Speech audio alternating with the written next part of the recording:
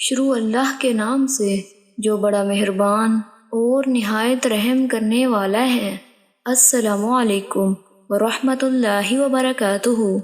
حضرت عمر بن شعیب اپنے والد سے اور وہ اپنے دادا سے روایت کرتے ہیں، انہوں نے کہا نبی صلی اللہ علیہ وآلہ وسلم نے کچھ لوگوں کو قرآن کے بارے میں جھگڑا کرتے ہوئے پایا تو فرمایا تم میں سے پہلے لوگ بھی اسی وجہ سے ہلاک ہوئے۔ انہوں نے اللہ کی کتاب کے بعض حصوں کا بعض حصوں سے رد کیا، حالانکہ اللہ کی کتاب تو اس لیے نازل ہوئی کہ وہ ایک دوسرے کی تصدیق کرتا ہے، بس تم قرآن کے بعض حصے سے بعض کی تکذیب نہ کرو، اس سے جو تم جان لو تو اسے بیان کرو، اور جس کا تمہیں پتہ نہ چلے اسے اس کے جاننے والے کے سپرد کر دو۔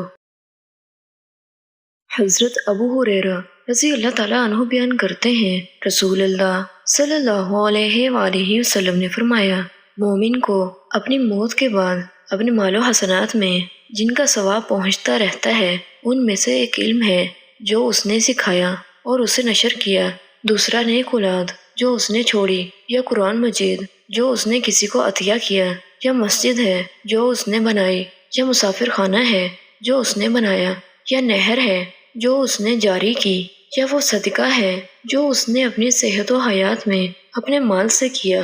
بس یہ وہ اعمال ہیں جن کا ثواب اس کی موت کے بعد بھی اسے پہنچتا رہتا ہے۔